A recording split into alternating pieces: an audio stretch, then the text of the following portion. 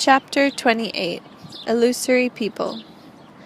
But I'm talking about very real people. Like those two girls over there, for instance. Do you see? I pointed in the direction of two teenage girls standing about 5 or 6 meters away from our bench. The old man fixed his gaze upon them and said, "I think one of them, the one that's smoking, is unreal." "What do you mean, unreal? If I went up to her and gave her behind a good slap, you'd hear a scream and curse that would be more than real. You know, Vladimir, what you are now seeing is simply an image before your eyes. An image created by the dogmas of the technocratic world. Look closely. The girl has on very uncomfortable high-heel shoes. Besides, they're a little too tight for her. She wears them precisely because someone else is dictating what shoes women should be wearing these days. And she's wearing a short skirt of material made to look like leather, but it isn't leather. It's harmful for the body, but she's wearing it according to the dictates of society's current fad. Look at all her gaudy makeup and how arrogantly she's behaving. Outwardly, she's independent, but only outwardly. She's been smitten by an image of someone else's thought forms. A soulless, illusory image has eclipsed her living soul and taken it captive.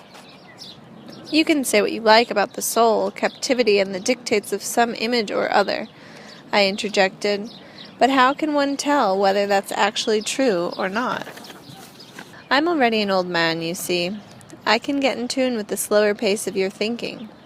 I can't express myself convincingly the way Anastasia does."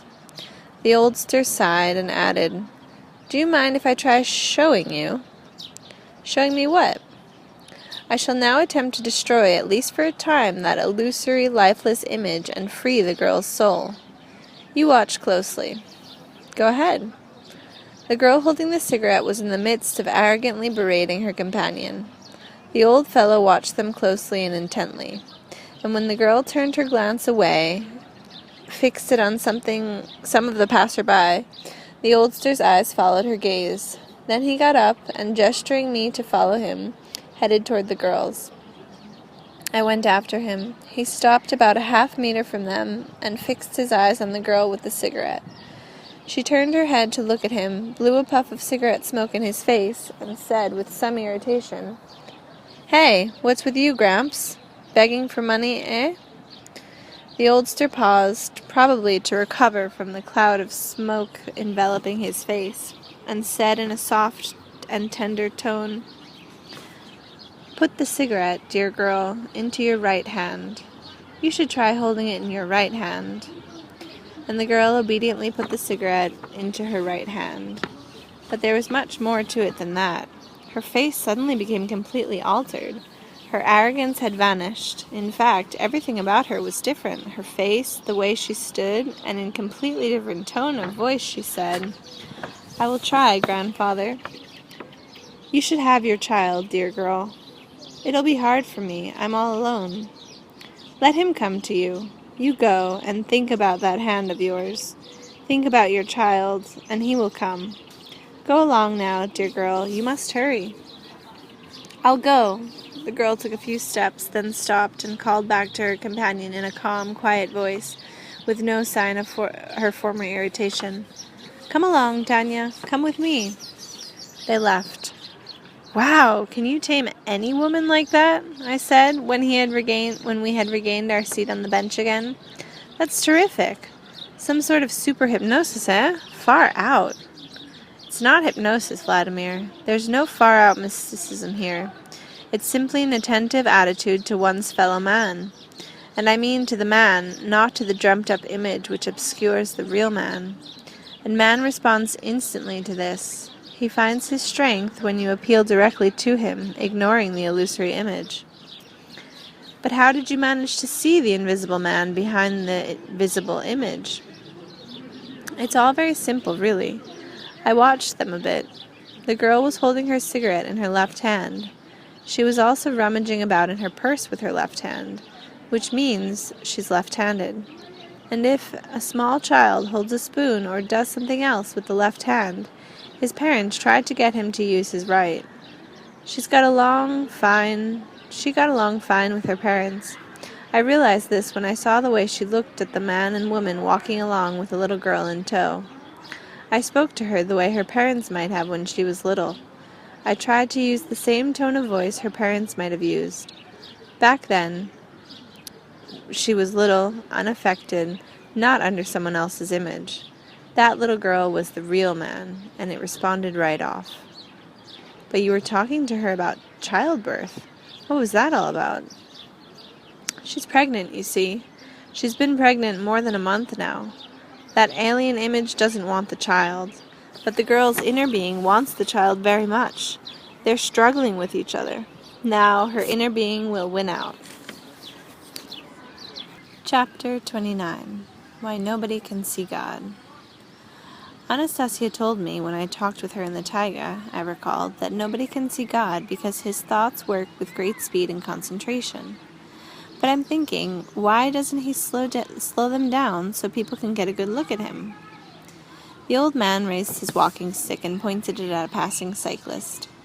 Look there, Vladimir. Look how the bicycle wheels turn. The wheel has spokes, but you can't see them. They're there, and you know it, but the speed of rotation does not allow you to see them. Or put it another way, the pace of your thinking and your visual perception does not allow you to see them. If the cyclist goes slower, you will see the spokes of the wheel a bit blurred. If he stops altogether, you will see them clearly, but the cyclist himself will fall off. He won't get to his destination because of his stopping, and for what? Just to let you see that the spokes are there? But where does that take you? Has anything changed in you or around you? The only thing you'll know for certain is the spokes exist, and that's it. The cyclist, of course, can always get up and continue his journey, but others may want to see, which means he'll have to stop and fall again and again. And for what? Well, so I can get a good look at him just once. And what will you see? After all, a cyclist lying on the ground isn't a cyclist anymore. You will have to imagine what he looked like. Just so, a God who changes the pace of his thinking is no longer God. Wouldn't it be better for you to learn how to accelerate your own thinking? Imagine yourself talking with someone who has a slow time getting what you're saying. Doesn't that irritate you? Isn't it a pain slowing down your own pace of thought to his level? You're right. If you adapt yourself to a fool's pace, you might become a fool yourself. So in order for us to see God, he would have to slow down his own thinking to our pace and become as one of us.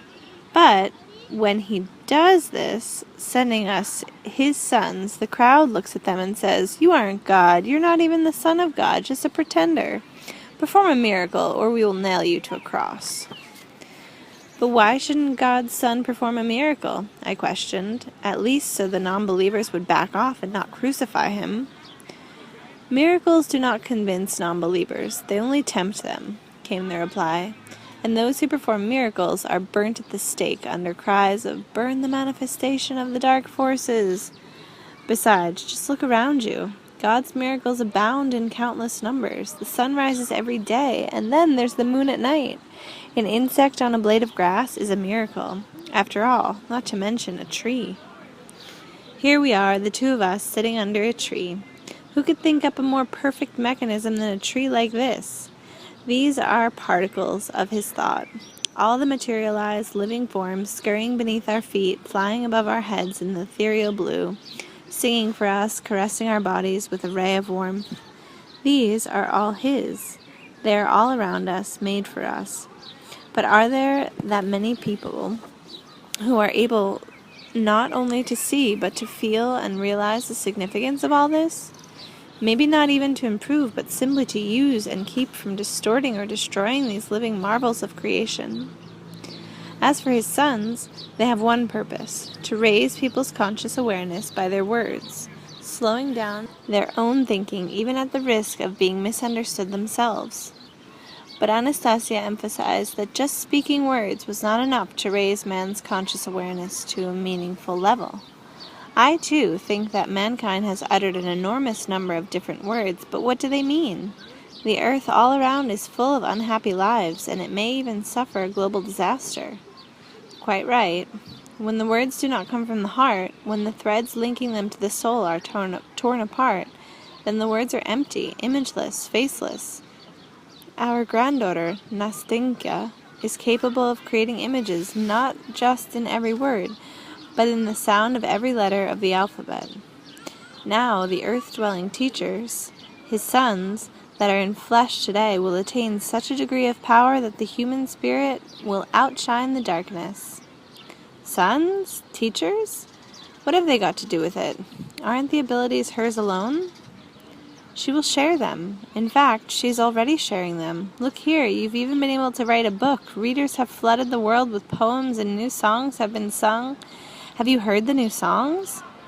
Yes, I have. So this will be multiplied many times with your religious teachers, just as soon as they come into contact with the book.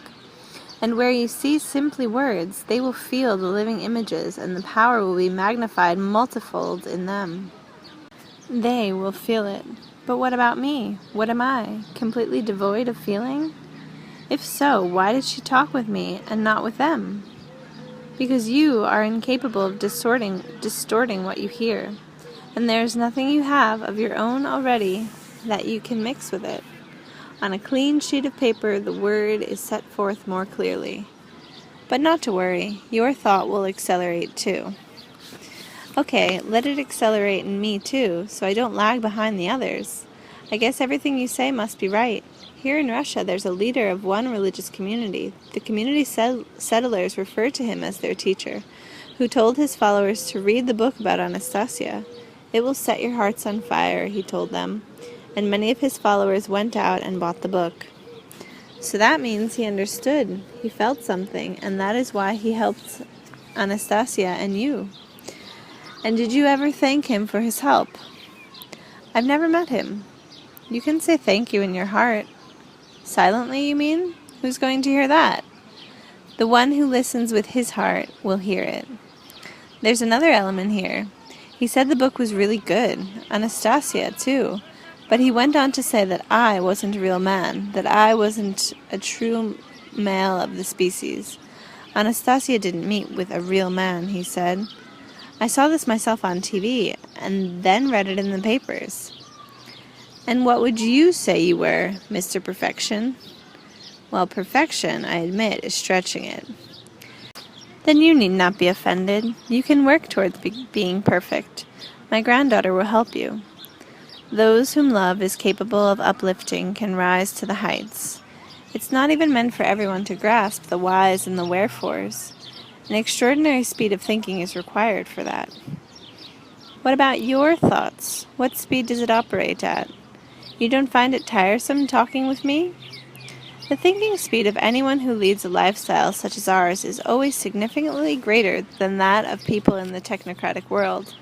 Our thought is not encumbered by constant concerns about clothing, food, and a lot of other things like that. But I don't find it tiresome talking with you, thanks to my love for my granddaughter.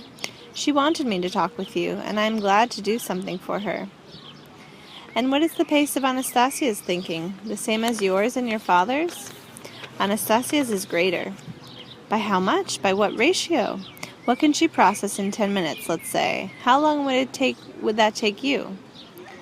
To make sense of what she can process in a second, we would require several months. That is why she sometimes seems to us illogical. That is why she is utterly alone. That is why we can't be of any significant help to her.